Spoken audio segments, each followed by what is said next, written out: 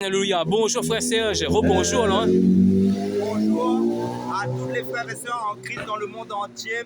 Je vais apporter une courte exhortation sur l'évangile de Jean chapitre 15 verset 10. Le Seigneur Jésus-Christ nous dit en fin de compte, si vous demeurez dans mon amour, en fin de compte, si vous demeurez dans ma parole, vous demeurez dans mon amour. Comme moi, comme Jésus dit que lui, il demeure dans l'amour du Père parce qu'il demeure dans sa parole en fin de compte. Pourquoi? Parce que Dieu est Dieu. Parce que quand Jésus est venu sur la terre, en fin de compte, c'est les paroles du Père, en fin de compte, qu'il est venu apporter pour nous, parce que c'est les paroles de la vie éternelle, en fin de compte. Parce que Jésus même est le Père. Donc, en tant qu'homme, en fin de compte, il est venu faire la volonté de son Père, qui est lui-même en tant qu'esprit, en fin de compte. Donc, Dieu est dans sa parole. Dieu, en fin de compte, Dieu fait un avec sa parole. C'est pour ça que Jésus dit qu'il est la parole de Dieu d'après l'évangile, d'après le livre d'Apocalypse et le livre de la Révélation, en fin de compte, et son nom, c'est la parole de Dieu. Parce que Dieu, en fin de compte, c'est la vérité. Tout ce qui sort de la bouche de Dieu, c'est la vérité. Donc, les personnes qui sont nées de nouveau en Christ, en fin de compte, dès qu'ils mangent la parole de Dieu, ça veut dire qu'ils se nourrissent de Dieu. Parce que nous sommes des esprits dans un corps de chair réveillés spirituellement. Mais maintenant, comme le Seigneur veut que nous deux, parce qu'en fin de compte, sortir de la parole de Dieu, de la sainte doctrine, c'est sortir de la présence de Dieu. C'est ça qu'il faut comprendre. Ça veut dire quand nous éloignons de la parole de Dieu, nous oublions la parole de Dieu, ça veut dire que nous oublions Dieu. Mais maintenant, le Seigneur veut que nous demeurons, parce que la demeure de Dieu, c'est sa propre parole. C'est pour ça qu'il dit, nous sommes le temple du Saint-Esprit. Et le temple du Saint-Esprit ne doit pas rester vide, mais doit être rempli de Dieu. Et être rempli de Dieu, c'est être rempli de la parole de Dieu, rempli de son esprit, que la parole de Dieu est esprit et vie. C'est pour ça qu'il dit que soyez riches en connaissance à la parole de Dieu, parce que le livre de Colossiens nous parle de nous enrichir de la parole de Dieu. Ça veut dire nous enrichir de Dieu. La plus grande richesse que nous avons, c'est Dieu et dans sa vérité éternelle, parce que Dieu, c'est la parole, c'est sa propre parole, c'est la sainte doctrine, je parle. Ça veut dire que c'est d'être rempli de la lumière de Christ, parce qu'il dit, ta parole est une lampe à mes pieds, une lumière sur mon sentier. Donc, quand nous avons la parole de Dieu en nous, nous sommes dans la lumière de Dieu, nous sommes dans sa demeure, nous demeurons dans sa présence. Parce que là, j'ai dit que ça demeure dans l'amour du Père. Hein? Oui, c'est ça. En fin de compte, il demeurait, c'est bien que ça, jusqu'à la mort de la croix, hein? Parce qu'on voit dans les années 53, Amen. On voit que Jésus était frappé. Et même Dieu l'a frappé à un moment donné. Hein? Amen. Parce qu'en fin de compte, notre plus grande richesse, la chose la plus importante pour Dieu, c'est sa propre parole qui est lui-même. C'est ça, ça veut dire celui qui a la connaissance de Dieu, c'est la connaissance de sa vérité. Ça veut dire Dieu est lumière. Ça veut dire nous devrons, jusqu'au dernier souffle de notre vie, sur cette terre, en fin de compte, nous devons demeurer dans cette parole qui va être avec nous pour l'éternité. Parce que quand nous allons nous présenter devant le Seigneur va regarder en toi, qu'est-ce qu'il y a? Est-ce qu'il y a le monde?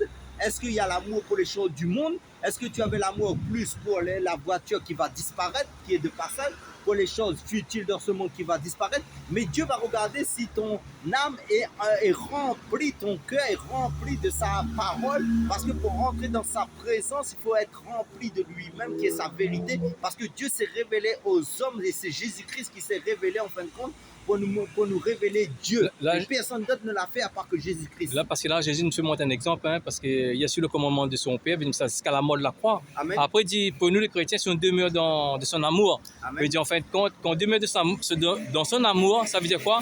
Il veut dire, quand on sort de son amour, il veut dire comme ça, là, il vient des soupçons après, parce que là, on va soupçonner, on voit des soupçons partout, hein, parce que tant que nous sommes dans l'amour de Dieu, et nous n'avons pas des pensées de soupçon. Lorsqu'on appuie l'amour de Dieu, c'est des pensées de soupçon. On voit le mal partout. Hein, parce que... C'est normal, parce qu'en fin de compte, c'est pour ça que Jésus dit, après avoir chassé un démon, il dit comment si la maison reste vide, en fin de compte, il y aura des, comment dire, parce qu'il faut dire aussi, chaque pensée qu'on a, est-ce que c'est les pensées de l'Esprit de Dieu ou si l'Esprit de ténèbres, en fin de compte? Ça veut dire soit les ténèbres est dans notre cœur, soit c'est la lumière qui est dans notre cœur. Ça veut dire l'esprit de Saint-Esprit qui est l'esprit de lumière, qui est l'esprit de Dieu, en fin de compte, il engrange que la parole, il est en communion avec la parole de Dieu. Mais si notre cœur, nous laissons la place aux ténèbres, si nous laissons la place aux mauvaises pensées, parce que c'est pour ça dans le livre de Philippiens, il dit que tout ce qui est vrai, tout ce qui est honorable, tout ce qui est pur, tout ce qui est vertueux soit l'objet de vos pensées. Ça veut dire nous ouvrons, et Romains chapitre 8, affectionnez-vous aux choses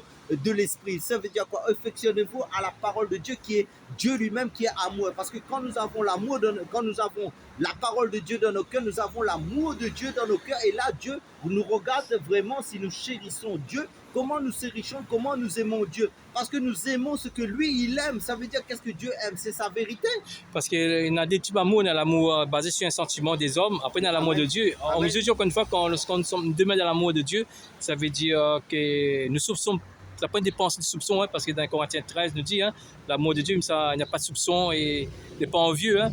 Mais Dieu, c'est l'amour de Dieu. Lorsque nous avons plus l'amour de Dieu, et nous ne demeurons pas de son amour, et c'est soupçon. Hein, et là, on va voir le mal partout, parce que Dieu, l'amour de Dieu bannit le mal. Oui, parce que l'amour de Dieu, en fait, l'amour de Dieu, c'est sa parole. Ça veut dire c'est ce qu'il dit lui-même. C'est dit la vérité aussi, alors. Un chrétien doit dire qu'est-ce qu'il est écrit dans la parole de Dieu avant de parler. Ça veut dire, quand il parle, il doit dire qu'est-ce que Dieu dit avant. C'est pas qu'est-ce que mes pensées me disent, parce que la chair peut te parler, les esprits démons et les mauvais esprits te parler, t'es influencé dans des pensées qui n'ont aucun rapport avec la pensée de Dieu. Donc nous devons cultiver, nous devons, comment dire, avoir le réflexe de dire qu'est-ce qu'il est écrit, qu'est-ce que Dieu dit dans sa parole avant de parler. Et l'amour des hommes, parce qu'il y a l'amour de Dieu et l'amour des hommes. Hein. L'amour de Dieu est basé sur sa parole. L'amour des hommes est basé sur un sentiment. Le sentiment des hommes, c'est bien comme ça.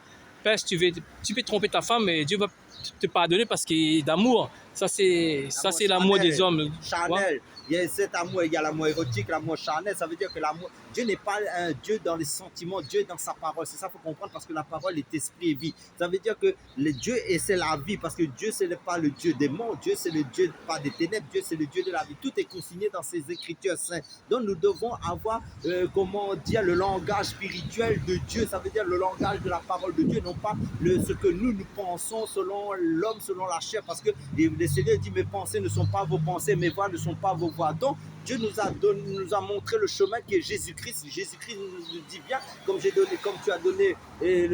donné en fin de compte le passage de l'évangile de Jean chapitre 15 verset 10. Si vous demeurez dans ma parole, ça veut dire vous demeurez dans mon amour, dit le Seigneur Jésus-Christ, comme Jésus-Christ a demeuré dans les paroles du Père en fin de compte. Parce qu'en fin de compte, le Père, qu'est-ce qu'il veut? Il veut voir si nous l'aimons. Comment aimer Dieu? C'est d'aimer sa parole, sa vérité. Quand nous aimons sa parole, ça veut dire que Dieu voit que notre amour est pour ce que lui, il aime, non pas ce que nous voulons aimer selon la chair.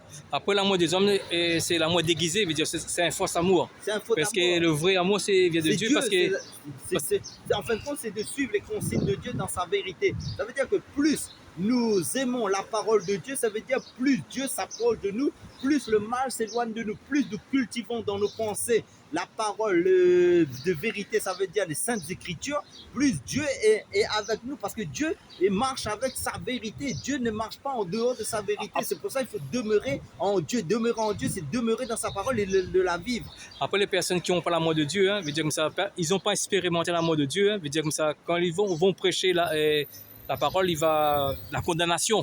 Et tu vas à l'enfer, tu vas dans l'enfer. Lorsqu'on a l'amour de Dieu, on va prêcher l'amour de Dieu, veut dire la compassion de Dieu, veut dire l'amour de Dieu. Hein. C'est différent. Hein. La parole de Dieu est liée au fruit de l'esprit. Ça veut dire quand tu vis la parole, tu as la parole de Dieu en toi, tu vas aimer de plus en plus la parole de Dieu, tu la vis. Ça veut dire les fruits de l'esprit découlent de toi. Parce qu'en fin de compte, parce que par le Saint-Esprit, dit l'amour de Dieu répandu dans nos cœurs par le Saint-Esprit. Mais le Saint-Esprit nous amène à où? C'est quoi l'amour de Dieu? C'est l'amour de sa vérité, de ce que Dieu nous demande de pratiquer vis-à-vis de notre prochain. C'est pour ça les deux plus grands commandements, le Seigneur a dit, tu aimeras le Seigneur ton Dieu de tout ton cœur, de toute ton âme, de toute ta pensée, de toute ta force, et tu aimeras ton prochain comme toi-même. Et Jésus dit, et tu aimeras, aimez-vous les uns les autres. Et Jésus dit aussi, le plus grand amour est de donner sa vie pour ses amis. Est-ce que tu es un homme qui te sacrifie, tu penses aux autres ou tu penses à toi-même? Ça veut dire que l'amour de ce monde est à l'inverse de l'amour de Dieu, parce que l'amour de Dieu est sacrificiel. L'amour de Dieu, c'est toujours, en fin de compte, de faire la volonté de Dieu selon sa vérité, ce que lui dit dans sa parole. Parce que Jésus, regardez, Dieu nous a montré son amour. Il a donné le meilleur de lui-même à la croix, il s'est sacrifié. Mais à la croix pour que nous ayons la vie éternelle. Ça veut dire en abondance. Mais maintenant, nous, est-ce que nous, cet amour, ce que Dieu nous dit de pratiquer dans sa parole vis-à-vis de notre semblable, de nos prochains, vis-à-vis entre les frères et les sœurs, nous vivons cette parole. Mais si nous vivons cette parole, cet amour demeure en nous, parce que nous demeurons dans sa parole. Frère Serge, j'ai fait le mot de la fin. Le fin de mot de la fin, je dis en fin de compte de persévérer dans l'amour de la vérité en la pratiquant. Et c'est là, quand les tempêtes vont arriver, ça veut dire que tu seras solide sur le roc. Amen. Alléluia.